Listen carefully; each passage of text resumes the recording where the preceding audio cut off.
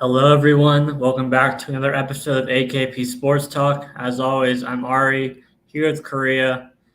What a legacy cash for you for your parlay last night for the Mariners, down 4-0 through 7 innings, right? And then scored 8 runs in the last 2 innings, capped off with the grand slam by Cal Raleigh to walk it off. Korea, what were your emotions going through after the Padres were also initially down 1-0? They come back to win the first five on money line, and then the Mariners cap it off. Just your thoughts on that, on how that ended. Yeah, that was one of the most electric wins of the season so far. We go first down to San Diego, and we only needed the first five, but maybe we should have taken that full game because of how sweaty the first five really was. Obviously, you mentioned, they go down early. Soto Strom had an early home run for the A's. They go down one. Padres go down 1-0. Then they come back, and I think it was the bottom of the fourth. I think Hot Sung Kim had an RBI double that drove in. I forgot. They drove in someone to get to make that 2-1 in the bottom of the fourth after tying it up earlier on. So first I saw they tied it up, and I was like, okay, well, at least this potentially will push. And then I saw the bottom of the fourth come, and I was like, let's go. Very hyped, very excited. Obviously, when Ha-Sung Kim got that RBI double, and then all we needed was 3 outs in the top of the fifth inning. Obviously, not having to worry about what happens in the bottom of the fifth because we just needed the Padres to have a lead after through the first five, and obviously regardless of what happens in the bottom of the fifth.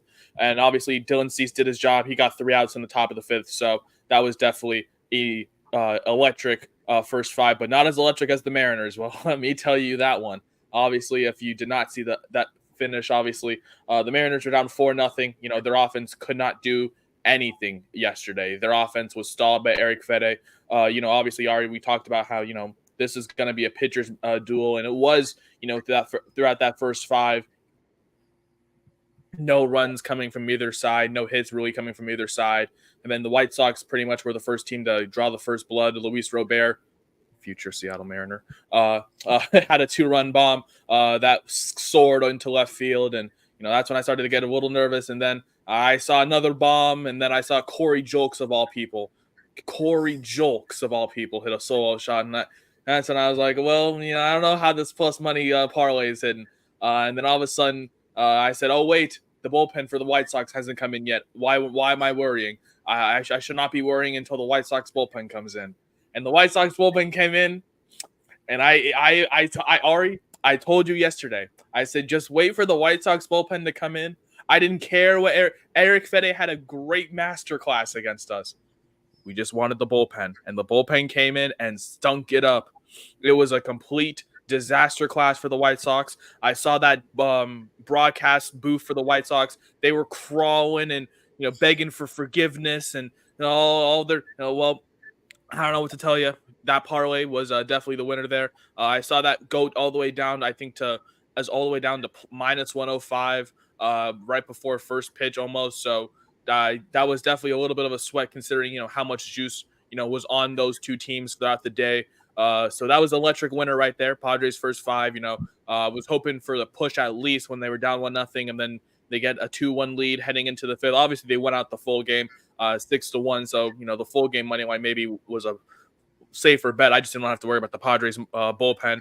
But obviously the Mariners, as I said, not having to worry about even with the White Sox, starting pitching, just going to the bullpen, and the White Sox bullpen will mess it up, and God did they. So that was an electric win for me. Ari, I know you had an electric win as well yesterday. How'd you do? Yeah, the Brewers got it done 3-1. The Blue Jays struck first. It was an Alejandro Kirk home run, and I think the third inning, or the fourth. It was the third. And then the Brewers answered right back with Jackson Chorio hit a solo home run the third inning. Next inning, Adames hit a solo home run as well to put them up 2-1. They went 3-1 in the sixth, and that's all they needed. Conray went 7 strong, and then they got the eighth and ninth inning as well, scoreless. Trevor McGill in the ninth. The Blue Jays lineup right now is just completely in shambles right now. They got another strong start from Barrios, but it doesn't really matter when your offense scores, 1 run. And that's mostly what I was backing. Like I said, was Colin Ray at home. I didn't expect the Brewers to absolutely, crush Barrios. Like I said, he's having a strong season, and although he was slightly worse on the road, he still had his, solid numbers and all that. So, pretty much went how I expected with the lower scoring game, but the Brewers doing just enough to get the win.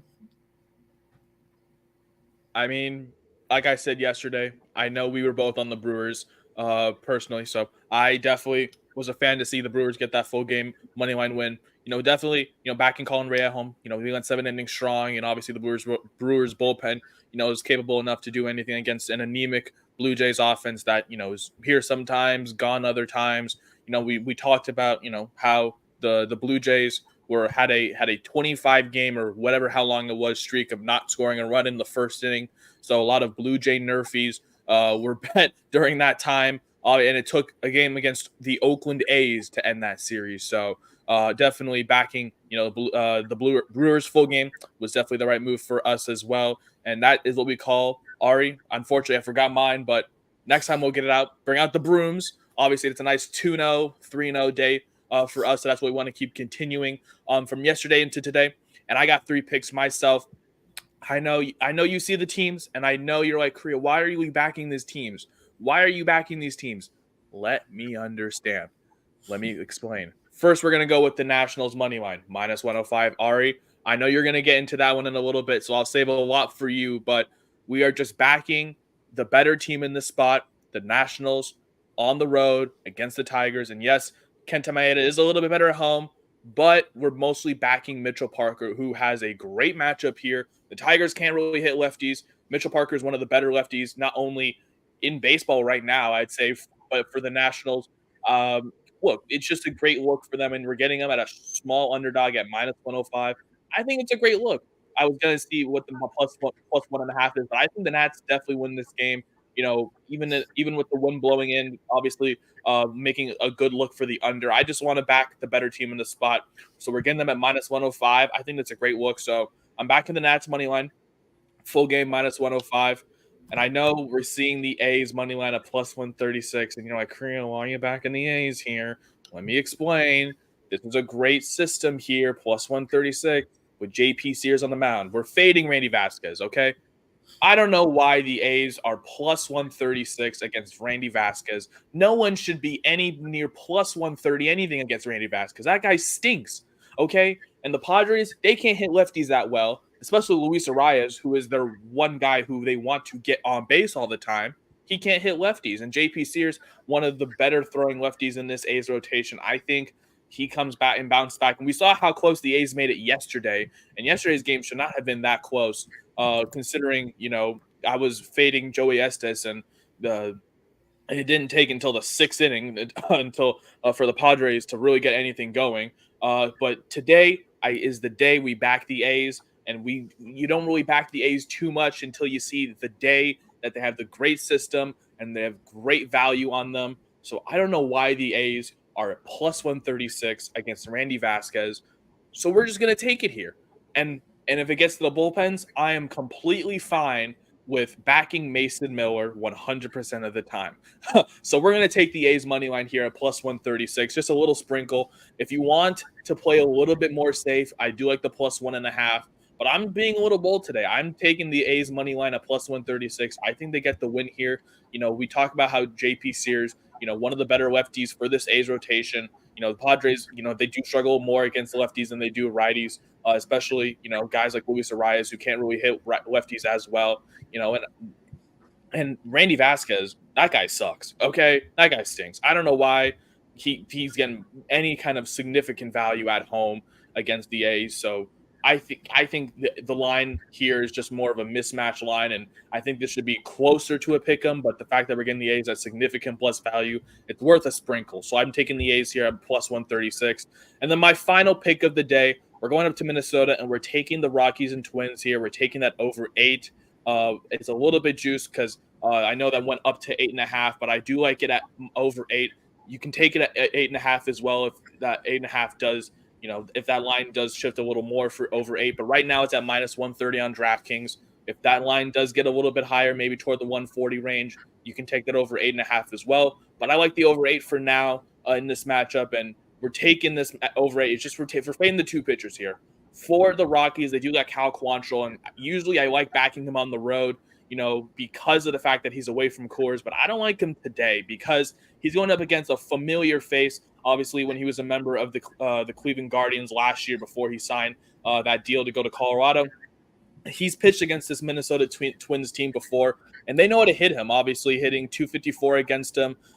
Lifetime, they have 8 homers today. Obviously, Dinger Tuesday. So maybe if you want to take a Dinger Tuesday play, maybe in this game, for the FanDuel bettors out there, maybe take a hitter today. I like Alex Kirilloff. I don't know how to pronounce his last name. I like him today. That's my pick. I think he's around plus 630 on DraftKings and FanDuel, somewhere around there. So I like him today if you want to take a Dinger Tuesday play. But I think there's going to be runs coming from both sides here. I'm mostly backing the Twins at home, especially in that low-scoring game yesterday. It was a 5-0 ball game. Obviously the under did hit yesterday. Not really too much offense coming from either side. It was pretty much a Chris Paddock masterclass throughout those first 5, and we didn't really have to see much of the bullpen. Obviously, former Mariner legend Diego Castillo got some inning time as well, for the Minnesota Twins. And then Dakota Hudson, he did have a decent outing, but just a one earned run, two came by, for him as well. In the bullpen, that was kind of obviously the reason as to why the Minnesota Twins, got those 3 extra runs. And we always talk about how the Rockies bullpen is absolutely trash, and the Rockies and overs are two great things two great forces that love to combine into one, because the Rockies bullpen sucks and they need to come back in some kind of way, especially with their offense, and they're facing Louis Varland, and this is his first start since coming back from injury. I believe his last start was all the way back in April, or last appearance that we saw was all the way back in April, and he's not really that great of a pitcher as well, for this Minnesota Twins staff, and I expect him to kind of struggle in kind of his first start. I think he's going to have a short leash as well. So that kind of plays the question on what the bullpen for the Minnesota Twins is going to come out with, and who's going to be coming out and potentially get a majority of those innings. We'll see. But I just think it's going to be a really high-scoring game today. We get that over 8, especially for that push potential at minus 130. Like I said, we can take the over 8.5 if that line grows. If the juice obviously gets out, if it goes up a couple cents or something like that. I do like the Twins and Rockies over 8, potentially over 8.5, depending on what the line is, throughout the day. Those are my 3 picks today. I know it's a lot, but I love all the value there with the Nats. Ari, I'll let you explain the Nats a little more in here in a little sec. I love the A's today. Just throw a little something on them. If you do like the A's plus 1.5 a lot more, I like that. Obviously, I think that's all the way juiced at like minus 150 or minus 160. So that's why I didn't really want to take it there. And then the Rockies and Twins over 8. I do like that at minus 130. If that does grow to potentially 140 or 145 in that range, I do like that over 8.5 as well. Those are my 3 picks. Ari, I'll stop rambling. What have you cooked up for this Tuesday? Where are you going? Yeah, I'm on 2 short underdogs today. Like you said, the Nationals, and I'm also on the Reds. Start off for the Nationals. I mean, like you said, I'm really mostly backing Mitchell Parker here. I'm on a money line. I'm sure the plus 1.5 is obviously super juice, but one interesting note is that on the road, the Nationals have the 4th best percentage of covering the road run line this year. So if they're ever at like a decent value on the road, run line, then it could be worth a look. But here I'm just taking them in the money line. They're quietly like 500 on the road, so they're better on the road than they have been at home this year. Mitchell Parker's ERA has been slightly worse on the road compared to at home, but the Tigers aren't a lineup where I'm like super worried. Like you said, they're better against righties than they are lefties this year. Parker, I've backed him 2 of the past 3 starts at least when he faced the Braves, and he dealt both of them. He threw a 6 shutout before 7th. He ran into some trouble. But yeah, I mean, I just like the value here for the Nationals. Obviously it's 2 not very good teams, but the Nationals are, scrappy. They're a little bit better, I would say, than the record suggests at times. And I just like the value here against Maeda. I think that their lineup can get to Maeda as well, who has struggled like everywhere, this year. ERA, I think over 5 or 6. Not to say ERA is, the end all be all or whatever, but I mean, I just like the better. I think the Nationals can get to Maeda, and Mitchell Parker can do enough against the Tigers lineup for the Nationals to get the win here. So I'll start off with that. And then I'm going to go to the Reds money line right now at minus 102 at home against the Guardians. And this is mostly just a fade of Tristan McKenzie, who has been pitching through I think it's like a tear in his elbow all year basically. And this is the last ballpark you want to be playing in with an injury like that in Cincinnati. It is a bullpen game for the Reds, so I'm not exactly sure how that's going to go. I think Brent Suter's going to go 2 innings, maybe 3 innings, and then they'll have someone be the bulk reliever in the middle innings. So this is mostly less about that, more just a fade on McKenzie. Pitching in Great American Ballpark, obviously one of the more hitter-friendly ballparks in the MLB, and he's been good for at least 2 or 3 home runs almost like every start, it feels like. Just not the same pitcher, unfortunately. With pitching through the injury, he's pitching through with his elbow. So I think the Reds' offense is going to get to him, and they're going to get the win at home over Cleveland. So two short underdogs for me, or basically even however you want to call it, Nationals over the Tigers, and then the Reds over the Guardians. I think I did see the Nats plus 1.5. I think all the way juiced to minus 160. But you mentioned maybe that's a good parlay piece as well. Potentially just with the Nats money, the Nats plus 1.5. You mentioned really good at covering the run line when they're on the road. But as I already mentioned earlier, we're both on this Nats money line play. So obviously, definitely a great look. Backing Mitchell Parker on the road, fading Kenta Maeda at home, especially the Tigers. Even though with all the systems pointing toward an under game, and potentially with wind and everything, we're just backing the better matchup here with Mitchell Parker, who can really reel and deal against a struggling Tigers lineup who can't hit lefties. So definitely love that play. Obviously, as I mentioned earlier, than the Reds. I'm more backing that over, but I do love the Reds today as we kind of mentioned, a short money line favorite. I think that's kind of been a really good trend for a lot of Reds money line bettors as of recently. All these short money line, whether they're underdogs or favorites, kind of close pick 'em games for the Reds just because their bullpen, a little shaky in the back end. But I do like the Reds today on the money line, fading Tristan McKenzie. You mentioned, he has been dealing with an injury in his shoulder all season, and this is kind of the last place you want to go pitch and have to deal with any kind of injury that's going to affect your pitching motion and wind up and all that stuff. I mean, you mentioned even though it's a bullpen day for the Reds, you're just kind of backing a team that can really hit the ball at home in this spot, in the Battle of Ohio. So I do love that those 2 picks for you. Obviously, we're both on the Nats, and I do love the Reds for you. My 2 other plays as well with the A's, slight probably half a unit on them, obviously as well on the plus 1.5.